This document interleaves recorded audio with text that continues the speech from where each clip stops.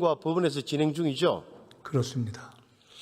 저는 내란이 진행 중인 것이 아니라 어떻게 보면 민주당 내 강경 세력들이 계속 내란몰이로 심리적 내전을 조장하고 있다. 그래서 심리적 내전이 진행 중이라고 저는 판단합니다. 또 하나는 이재명 정부, 민주당 정권의 저는 독재화가 진행 중이다. 내란이 진행 중인 것이 아니라 대한민국이 일당 족제로 가는 중이라고 저는 판단합니다. 그 근거가 뭐냐?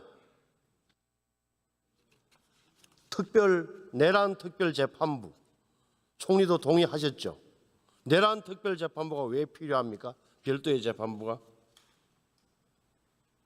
내란 특별재판부의 구체적인 최종 사항이 아직 나오지 않았기 때문에 그것을 그 전제로 말씀드릴 수는 없습니다만은 내란이라는 특별한 상황에서 그것을 공정하고 독립적으로 다루는 재판이 필요하다. 그런데 현재의 사법부와 대법원을 보면서 그에 대한 실망이 존재한다라는 것 때문에 최초 문제 제기가 국민들 사이에서 시작된 것으로 이해하고 있습니다. 내란 재판부, 좀 더 정확하게는 지규현 판사 재판부가 재판을 공정하게 않는다고 판단하면 재판부 기피 신청을 하면 될 일입니다. 특별재판부는 위헌이라는 것이 너무 명백합니다. 한번 보세요. 지금 근거로 들고 있는 반민특위만 하더라도 재헌헌법에 반민족 행위자를 처벌할 수 있다는 규정을 근거로 만들어졌고 3.15 부정선거 후에 특별재판부도 헌법을 개정했어요. 4.19 이후에 들어선 장면 정권에서 절대 다수가 민주당 의원들이 당선됐지만 자유당 의원들은 2명밖에 당선 안 돼요. 당시 기록을 찾아보면 자유당은 2명, 민주당 의원들이 절대 다수 4.19 지구이기 때문에. 하지만 그들은 헌법을 고쳐서 특별재판소와 특별검찰부를 만들었던 겁니다. 위헌의 소지를 없애기 위해서. 우리의 선배들은 이렇게 한 것입니다. 또 하나, 자, 윤석열 대통령이 비상계엄을 했고 그 해제되자마자 며칠 후에 수사는 진행됐고 국회는 절차대로 탄핵을 의결했고 헌법재판부 받아서 파면한 것, 1년의 절차가 법 절차에 따라 진행되고 있습니다. 여기에 무엇이 부족해서 특별재판부를 만들려 하느냐는 게 제 의문이고, 결국은 마음에 안 드는 재판부를 바꾸려는 것, 오늘 조희대 대법원장의 사퇴가 나온 것이 결국은 속내를 드러낸 것이다.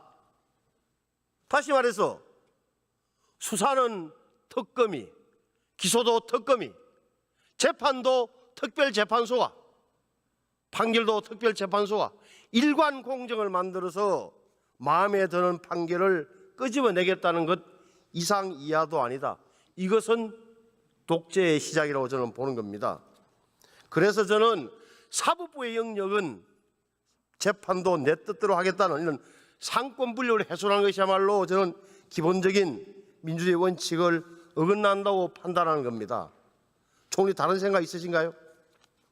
아까도 말씀드렸듯이 의원님께서 말씀하셨듯이 과거의 예가 헌법에 맞는 재판부를 예로 두셨다면 지금 논의되고 있는 특별재판부도 현행 헌법 질서 하에 그에 맞는 형식의 예를 들어 대법원장이 임명하고 법관들 가운데서 판사를 임명하는 그런 방식의 논의가 제기되고 있기 때문에 구체적으로 그것이 논의될 때 또는 입법화될 때 무엇이 위헌이다라고 구체적으로 지적하시면서 국회에서 토론을 하시면 되는 것이 아닌가 싶고, 저는 그에 대한 찬반을 말씀드린 것이 아니라 애초에 내란 이후에 최초의 사법부가 내란 자체에 대해서 침묵한 데서부터 시작되는 조금 전에 말씀하신 지규현 재판부까지 이르는 여러 문제에 대한 국민의 불신이 배경이 된 것으로 이해하고 있다라는 말씀을 드린 것입니다. 윤석열 대통령이 어처구니 없는 비상계엄을 선포해서 정권이 바뀌었지만 그렇다고 해서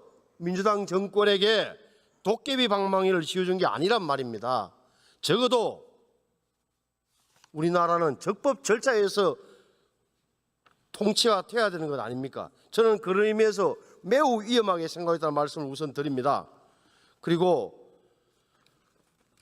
탄핵 문제만 해도 그렇습니다. 제가 그날 12월 3일 날 제 경험을 말씀드리자면 저는 탄핵을 비상계엄을 2시간 겪었어요. 10시 반에 택시 타고 나와서 여기서 1시까지 있을 때 저에게는 2시간이었어요. 따라서 비상계엄은 판단하기에 따라서는 인명피해도 없었죠. 짧은 시간이었죠. 내란인지 아닌지에 대해서는 사실은 여러분 들어보세요. 내란인지 아닌지에 대해서는 형사재판의 결과를 봐야 되는 거예요. 이보세요. 들어보세요. 내란인지 아닌지에 대해서는 우리나라에 확립된 내란 판결 단 하나 있어요. 저 지금 저 대정부 질문이 진행 중이니까 조금 들으시죠. 내란만 이야기 나오면 저렇게 하실 건 아닙니다. 우리나라에 확립된 내란 판결 하나는 전두환 노태우에 관한 것입니다. 12.6 사건 이후 12.12에서 5.17, 5.18 거쳐서 80년 9월 달에 전두환 집권까지 8개월에 걸친 장기적인 군권 장악, 권력 장악을 전체적으로 내란으로 판단했던 것이고 그 근거에는 폭력성, 광주 사태로 인한 200여 명의 사상자라는 그 중요한 요소가 있었다는 것만 말씀드리는 겁니다.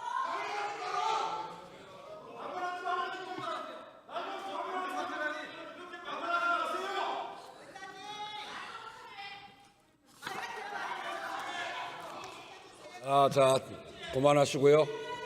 제가 말한 또 충분히 반론할 기회가 있으니까 질문을 들으시죠. 또 하나 이재명 대통령이 말하는 실용이 무엇인지 좀 묻고 싶습니다. 이재명 대통령 그동안 실용과 성공한 대통령이 되었다는 말씀을 여러 차례 했습니다.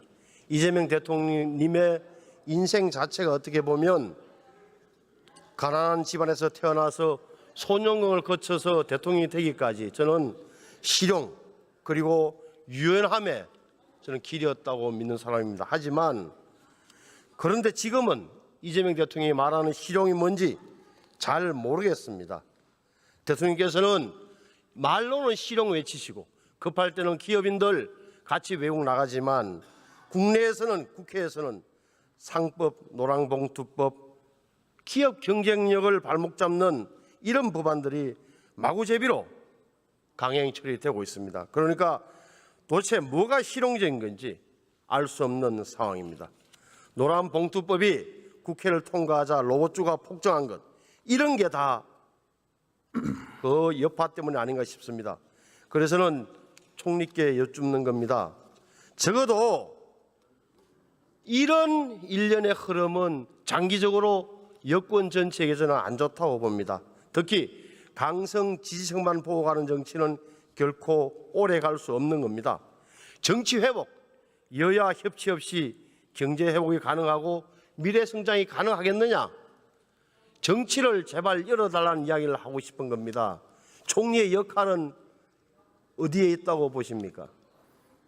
지금 여러 가지 말씀을 주셨는데 그 가운데 여야의 협치를 이루었으면 좋겠다 하는 말씀을 저희들이 잘 깊이 새기겠습니다. 다만 아까 존경하는 신성범 의원님께서 개헌과 관련해서 본인이 이 의사당에서 쭉 느끼신 바를 말씀하시는 과정에서 계엄이 여러 가지 폭력성이 실제 행사되지 않았기 때문에 내란으로 볼 수 있겠느냐 하는 부분은 저로서는 조금 받아들이기 어려운 그러니까요. 대목 받아들이지 않으셔도 되는데 말씀 저는 이것은 법원의 판단에서 확정될 사안이라는 점을 말씀드리는 겁니다. 반려도 그리고 또 하나는 민심의 무서움에 대해서는 오래 정치를 해온 총리도 잘 아실 겁니다. 1996년 처음에 당선돼 있을 때 그 직전 상황 조순 시장이 당선시킬 때 얼마나 큰 역할을 했습니까? 그때 민주당은 서울에 25개 구청 가운데 23개를 구청장을 당선시키면서 기억하고 계시죠? 네. 그 다음 해. 근데 96년에 국회의원 당선되실 때 서울에서 몇 명 당선됐습니까? 동료들이. 그렇게 민심이 빨리 변하는 겁니다. 엄청난 정말 사육사, 호랑이 같다고 사육사를 어떨 때는 따르지만 거역하는 순간 물어버리는 호랑이와 같은 민심, 총리도 잘 알고 계시지 않습니까? 그렇습니다. 그래서 저는 지금은 모든 것이 내란에 뒤에 있는 것처럼 보이지만 바닥에는 민생을 챙기고 국가적 과제를 먼저 정부가 앞장서는 이런 모습을 보여준다고 생각하는 겁니다. 그래서 저는 총리께서 정치적 동반자의 한 분으로서 이재명 대통령과 허심탄회하게 한번 정치적 기조를 어떻게 가지고 갈 것인지를 생각해 주셨으면 좋겠어요. 정말 진지하게 한번 그런 대화를 갖기를 희망합니다. 민생을 최우선으로 해야 된다는 것에 대해서 대통령께서도 그렇게 생각하고 계시고 저도 그렇게 생각합니다. 내란 문제와 관련해서는 가급적 최대한 빨리 법과 원칙에 기초해서 국회 내에서 최대한 빨리 여러 가지 일들이 조사가 또는 진상의 정리가 또는 처벌이 이루어질 수 있도록 서로 협력하는 것이 사실은 바람직하지 않은가 이렇게 생각을 합니다. 총리와 저는 학창 시절을 같이 보냈고 또 대한민국의 구조적 변화를 논의했던 사이이기도 합니다. 그런데 물극필반 항용유해라는 옛말 지나치면 꼭 작용과 반작용의 법칙에 따라서 돌아오게 됩니다. 현명하게 잘 해주시기를 부탁드립니다. 들어가셔도 좋고 법무부 장관님 나와주십시오.